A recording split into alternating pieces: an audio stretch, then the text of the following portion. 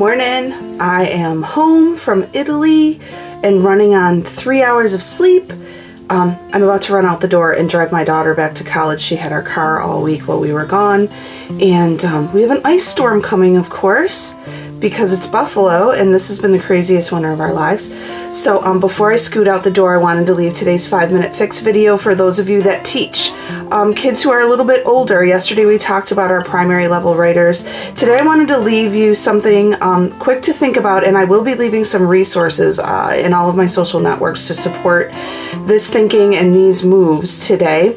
Ethos, pathos, logos. These are 3 different modes of persuasion that can help older and more sophisticated writers. And when I say older, I'm not necessarily meaning middle school kids, even upper elementary level. This is very reasonable for them to experiment with. It can be very powerful to help kids understand and see examples of these 3 modes of persuasion in their world.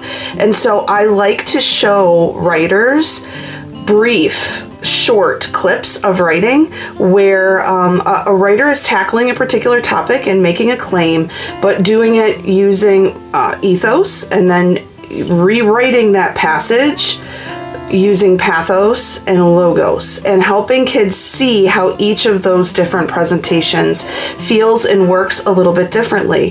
What's important is that we're not sharing full-blown pieces of writing that's overwhelming for kids to look at, I find, when they are exploring mentor texts, especially if I want them to examine diverse approaches. So I will take a couple of paragraphs, a passage from one writer's work where they've applied ethos, another where they're experimenting with pathos, another where they're experimenting with logos. The claim, the argument isn't changing, but the approach does change. The persuasive approach does change.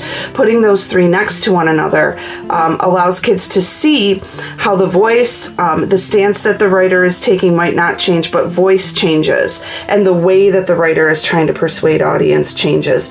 This adds a level of sophistication to student work that can be uncommon, particularly at the upper elementary and middle school grades, and it should be something that's worked into most of what we're seeing at the high school level, and kids might actually incorporate varied approaches as well. So I'll leave some resources and materials for everyone to kind of play around with and share inside of my social networks today. But if this is work that you do, I'd love to hear how you help kids explore the 3 different modes of persuasion, how you work with mentor texts in these ways to get them to not only analyze, but then experiment with these approaches in their own writing as well. And I'll be back tomorrow to talk a little bit more. It'll be our last conversation around argument writing, but I'll be leaving some resources here throughout the weekend, and of course in my blog roundup post on Saturday. Have a good day, everyone. I hope that you don't have a storm where you are.